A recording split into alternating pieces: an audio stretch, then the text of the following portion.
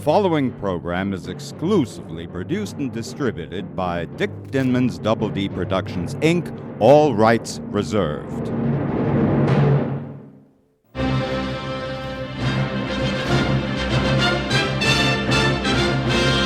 Hi, Golden Age film fanatics, and welcome to DVD Classics Corner on the Air. My name is Dick Dinman, and our goal is to become your exclusive guide to the very best of the Golden Age classics coming out on DVD. We'll have reviews, breaking news of upcoming releases, plenty of surprise guests, and a special feature devoted to the great Golden Age film composers, which we call Cinemusic. So let's turn on the marquee and lights, camera, action. It's time for Dick's Picks, in which I get to shine the spotlight on one of my Dick's Picks of the week.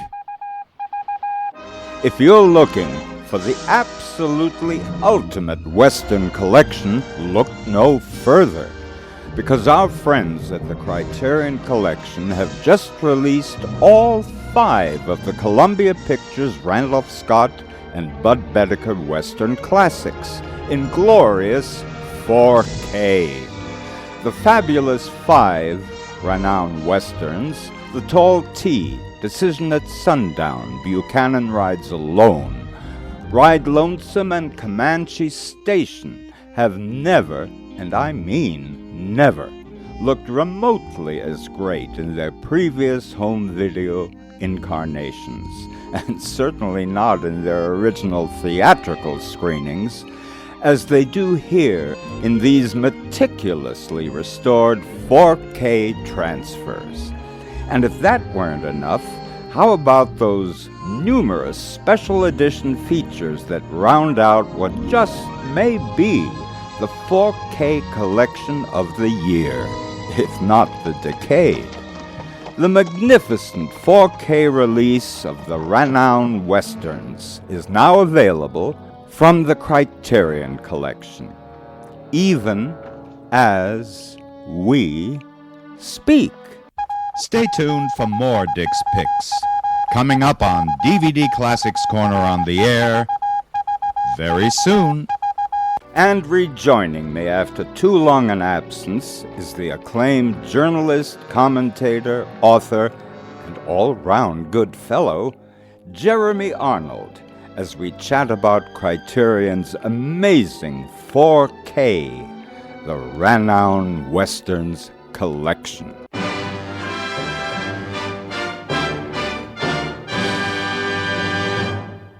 Jeremy Arnold, welcome back to DVD Classics Corner on the Air, on what I consider, and I'm sure you do also, a very, very special occasion, the Criterion Collection's just released Renowned Western 4K collection. These films look as they never have looked before.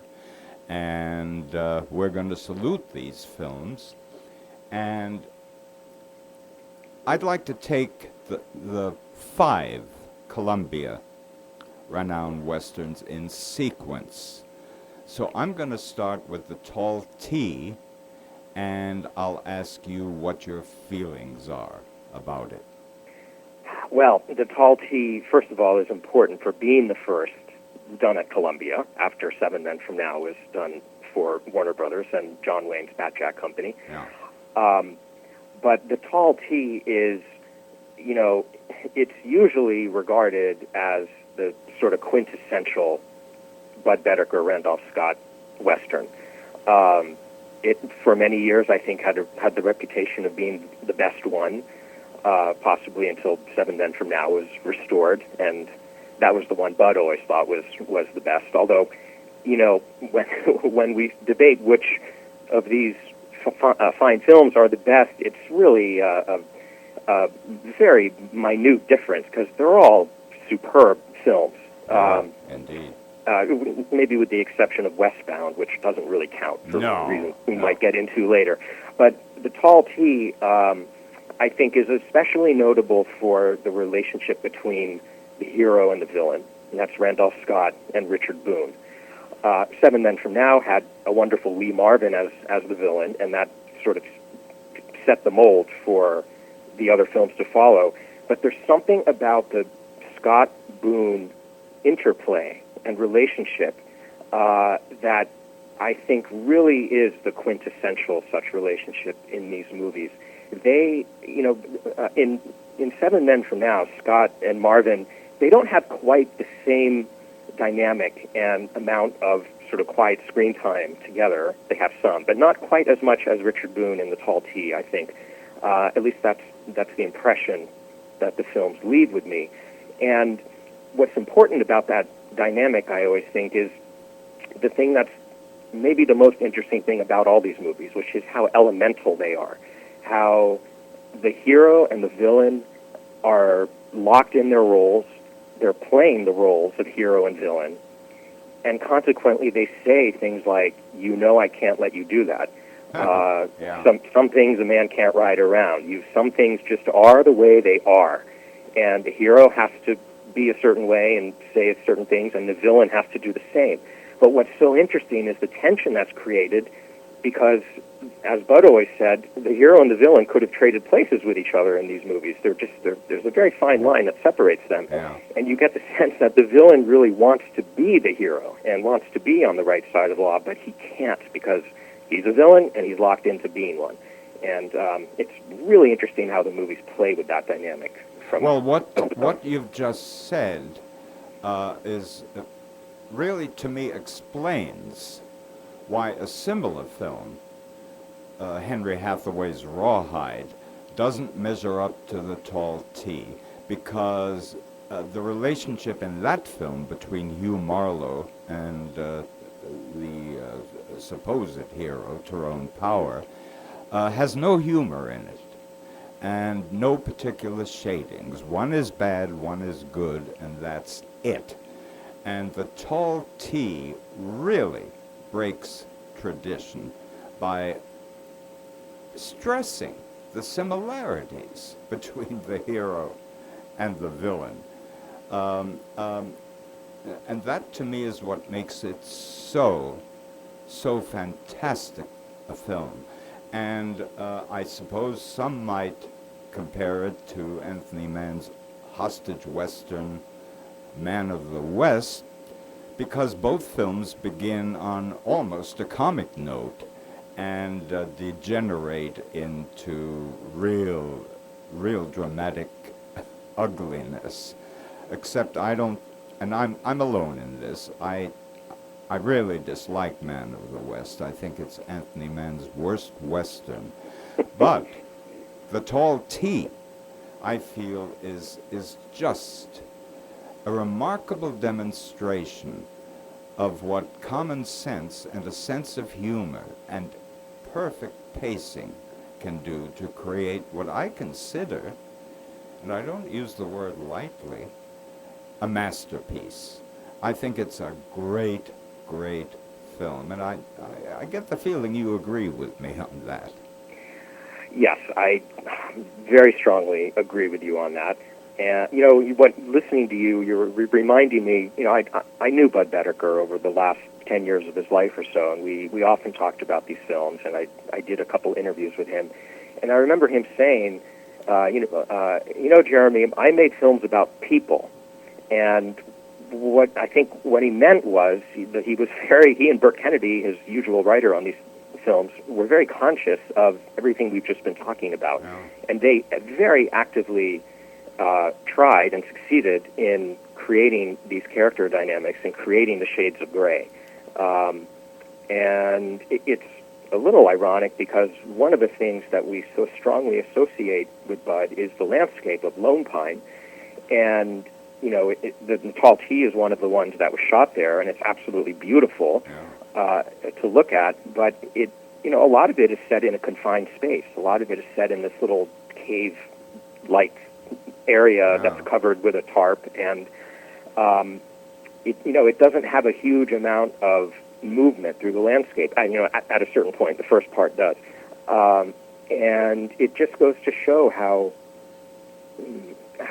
the landscape doesn't overwhelm the film, but it is important in how empty it is. It's like an arena, an empty arena in which the hero and villain can eye each other up and down and finally fight each other. Right, right, and well, we certainly agree on this. This film, Tall T, is, I repeat, a masterpiece. Let's go to the next, and possibly the most controversial of all of these 5 films, Decision at Sundown. And Criterion has included in the set copious material with Bud Boedeker.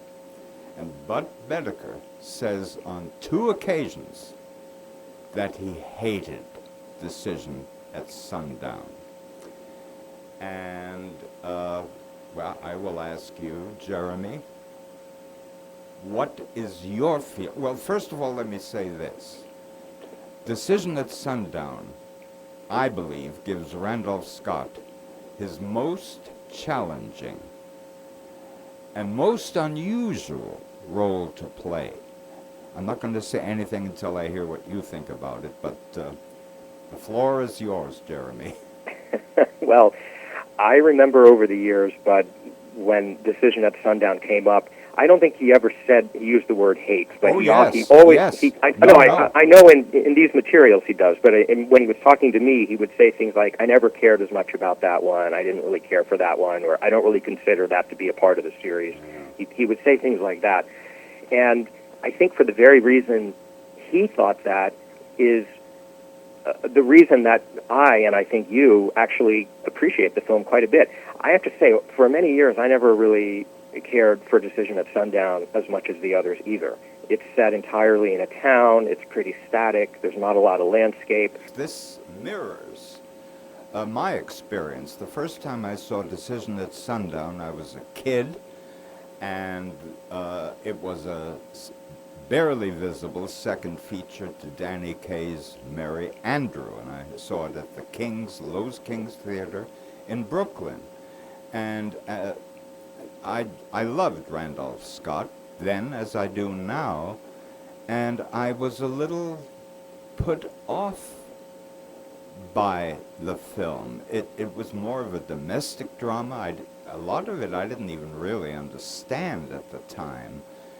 And I don't know whether you have evolved to the degree that I have on this film, but I consider it to be my second favorite of all of the films. I'm sure you don't agree, because I have a feeling I know what you will like, but tell me more. Tell me more about. Well, yes. In Decision at Sundown, Scott plays a much more compromised type of hero. He's much more like Jimmy Stewart in an Anthony Mann Western. He's obsessed, and he's lost sight of reality, and his rage is driving him more than his common sense, really. And so he is a rather villainous hero in Decision at Sundown.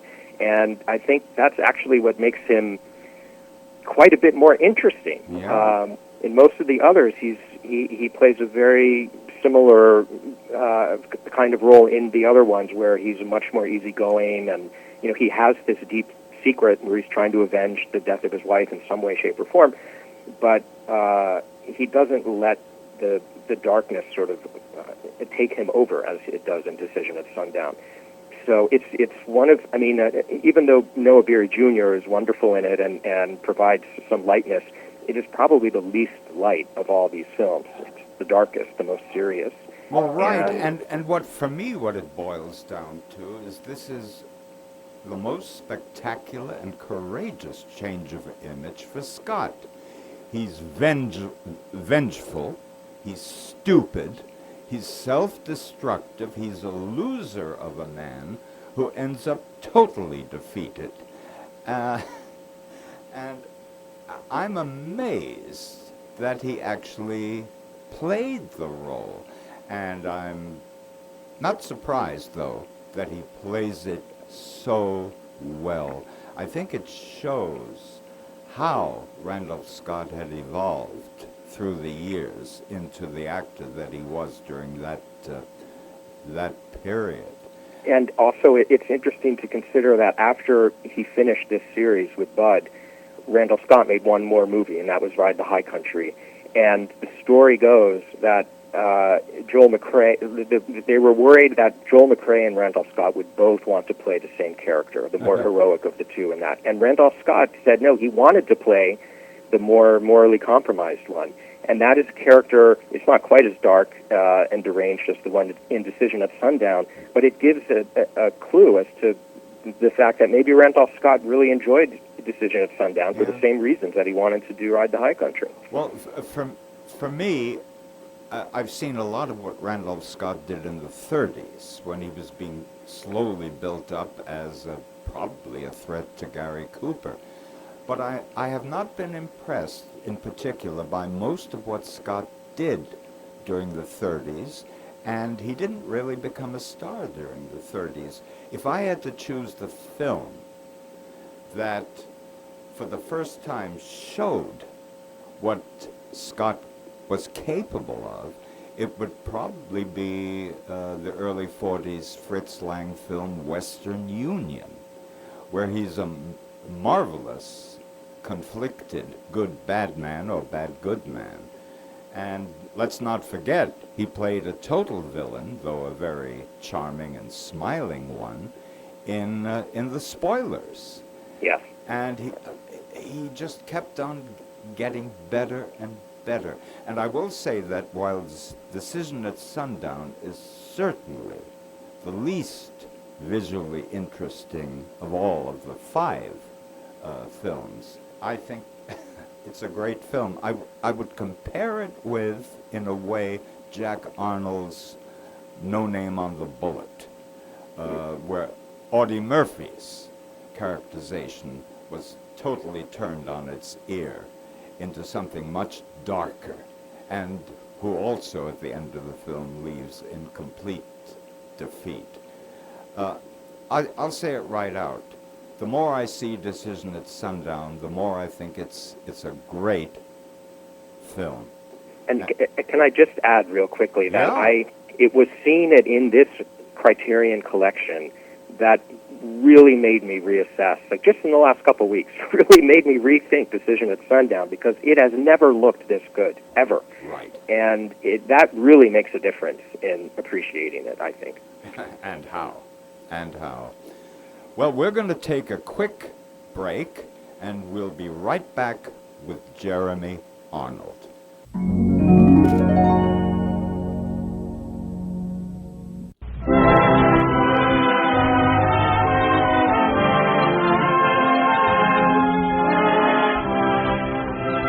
We pause now for station identification.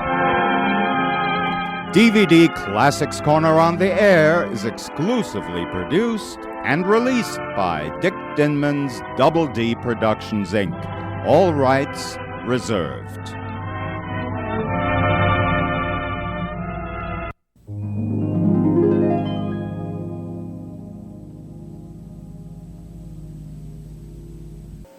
And we're back with Jeremy Arnold, and the next film would be Buchanan Rides Alone, which I think at times it's almost a comedy.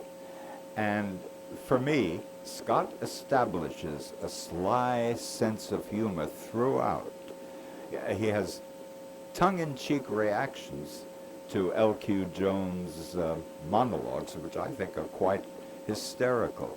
I like this film for what it is. I think it's probably the slightest in content of the 5, but it has some wonderful elements in it. How do you feel about it?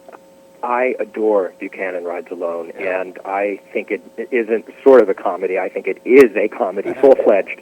I've always seen it as sort of a satire on the others and on the characters that Scott was playing in the others. Yeah. You know, seeing it this time, right after Decision at Sundown, and that was the order in which they were made, it actually plays more specifically as a satire on Decision at Sundown, because both are set in a town and the corruption of the town and the dynamics with the town people.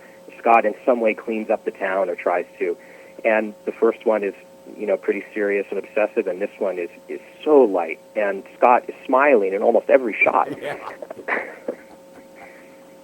I don't think he ever smiles in Decision at Sundown. And Buchanan Rides Alone wasn't filmed in Lone Pine, it was filmed around Tucson, but it's the only one of all the films that Boetticher and Scott made together that was shot by Lucien Ballard.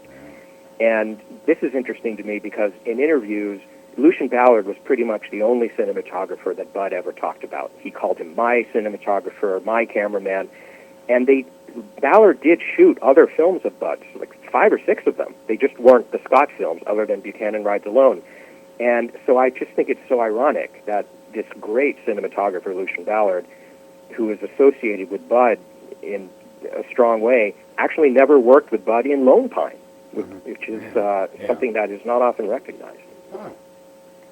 Well, yeah, we both adore this film for what it is, and it really would appear that the renowned Westerns on purpose set out to cover all bases, all possible bases. And we've just gone from a stark hostage drama to heavy drama in Decision at Sundown to comedy in Buchanan Rides Alone. And let's go now to the 2 CinemaScope Westerns, which were the last 2 of the renowned Westerns. And we'll start with Ride Lonesome. Both now are shot in CinemaScope. And obviously, I think both are visually superior to all of the titles we've discussed thus far. So, without any further ado, how do you feel about, first of all, Ride Lonesome? Well, that's my personal favorite of the whole bunch. I did the commentary for the DVD and Blu-ray, including the Criterion, and it's a film that it's one of my all-time favorite movies, period. And a big part of it is the visual look of it, the beautiful scope, frame, gorgeous color, cinematography, and just on the subject of cinematography again, both of these scope films were shot by Buddy Lawton, who also shot The Tall T. So he's actually the cameraman most associated with Lone Pine in terms of Bud Boetticher's films, and he does a spectacular job, especially on Ride Lonesome. Actually, Comanche Station is just as beautiful. But here again, this is getting back more to The Tall T in terms of the dynamic between the hero and villain. At this point, though, Bud and the writer Burt Kennedy and Scott and producer Harry Joe Brown, they'd made so many of these that their machine was particularly well oiled. And Ride Lonesome, it just feels like the most effortless film in the world to have made. It's just perfect on the scale that it is. And it has a fantastic villain with Pernell Roberts, who ends up not really being a villain. And, you know, Bud always was very happy, very proud of the fact that this was a film where he allowed the so-called villain to live in the end and, you know, even get the girl. And the audience, you know, loves that when they see it because we just really fall in love with this guy. Yeah. The thing that I know, that I would note about both Ride Lonesome and Comanche Station, which are both the shortest of the 5 renowned Westerns, is that they would not make a good double feature. And some people might be tempted, hey, 73 minutes and, you know, very short films. But I made the mistake at one point of running a double feature of Ride Lonesome and Comanche Station, and I liked them both.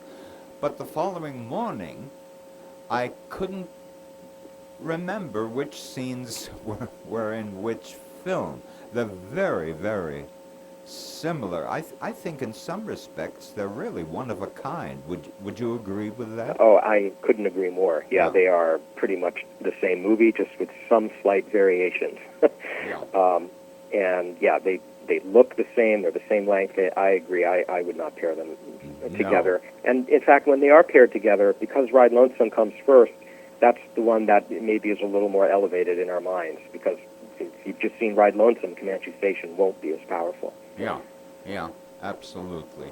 Well, it goes without saying that we both heartily recommend this incredible Criterion renowned Western collection. It is, I think it's one of the best 4K collections I've ever seen.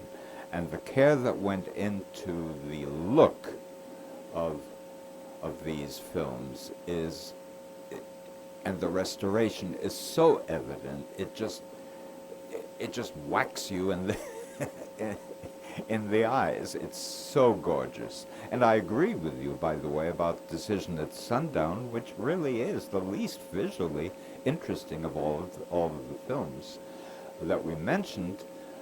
But the transfer, the 4K transfer, I mean, it's a whole new film. If you think you've seen, in fact, if you think you've seen these 5 films, you haven't. And you've got a lot to look forward to in these wonderful 4K restorations. And speaking of wonderful, Jeremy, I have a book in front of me, which you may be familiar with. It's called TCM's Christmas in the Movies, Revised and Expanded Edition. 35 classics to celebrate the season, from runningpress.com. And all I can tell you is, Jeremy, and I despite the fact that it's Christmas in design and about Christmas movies, this book, to me, is a year-round pleasure. It is, I mean, the illustrations knocked me out. The choice of illustrations, the coverage of these great films. And I'm sorry to ramble on. I know you'd like to say something about this. No, it's okay. Please go on. Well, and one of the things I most adore about this book is that you mention films that might not be known to the mass audience. And one film sticks out for me that you included, and that's a film called Cash on Demand. Now, I will tell you, I am not a Hammer fan. I do not like the Hammer horror films, except for the very early ones with Brian Donlevy. And I'm just not big on Hammer. And when I received a box set of Hammer films, I don't know, maybe 10 years ago or so, I just put it aside until I was desperate, and I noticed there was a film called Cash on Demand, which is black and white, does not look like a horror film, and stars Peter Cushing and one of my favorite character actors, Andre Morell. And I'm so pleased that you spotlight this particular film, because Cash on Demand has become one of my favorite lesser-known films. And that's the wonderful thing about your book. Discovery, discovery, discovery, discovery, and joyous discovery. Okay, I'm shutting up. Okay, let's turn this over to Jack Arnold's son, Jeremy. And what are your observations about the book? I know it's been selling like crazy, but the floor is yours. Keep it clean. Well,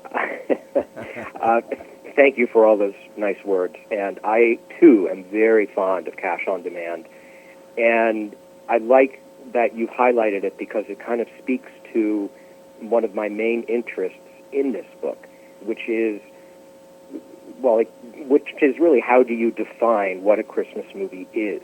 And my definition is that it is any movie of any genre in which some aspect of the holiday season plays a meaningful role in the storytelling, meaningful to the characters and to the audience takeaway from the picture. And Cash on Demand, it's a heist drama told pretty much in real time, and it's full of suspense. But it also is a very subtle and conscious variation on A Christmas Carol, very much so. And it's a great example of how you can take a Christmas story that no one would dispute is a Christmas story, A Christmas Carol by Charles Dickens, and you can apply it to an unusual kind of setting, and it still is a Christmas movie if it's handled in a certain way. It doesn't matter that there's a suspense and theft and intrigue and shifting power dynamics going on. There are all sorts of other films in the book that also are of genres that people wouldn't maybe often associate with Christmas. There's horror films and all sorts of action films and dramas, in addition to all the usual suspects of Christmas movies that we know and love. So that was one of the great joys for me, was how this idea opened up these movies for me to look at them in a new way, and hopefully readers will as well. And by the way, when I watch Cash on Demand, which I do at least once a year, I like it that much, I can feel Peter Cushing's relief at a film that's not horror and shows what, I mean, I think had he not been cast in horror, he would have been one of the top British character actors of all time. He still is.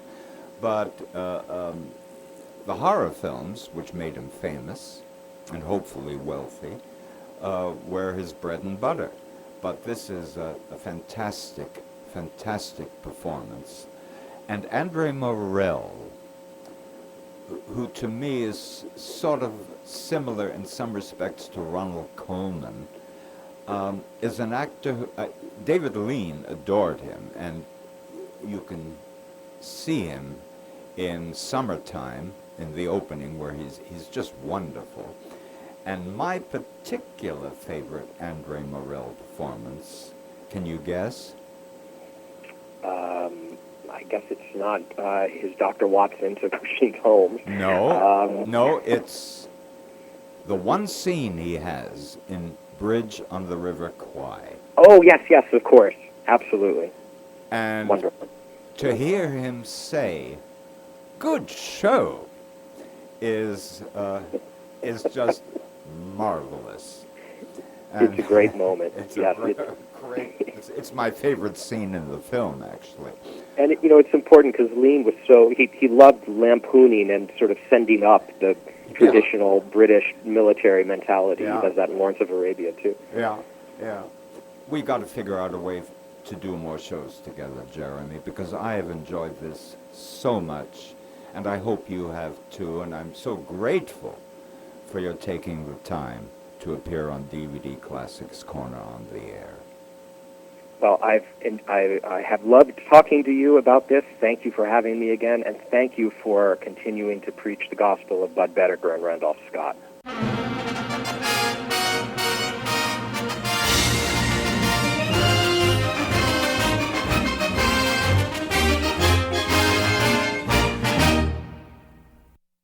Well, that's my show for today. DVD Classics Corner on the Air is conceived, written, produced, and directed by me, Double D.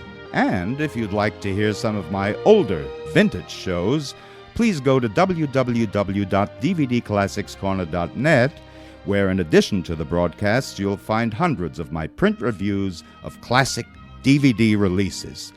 So, until next week, keep well, keep happy, and keep listening.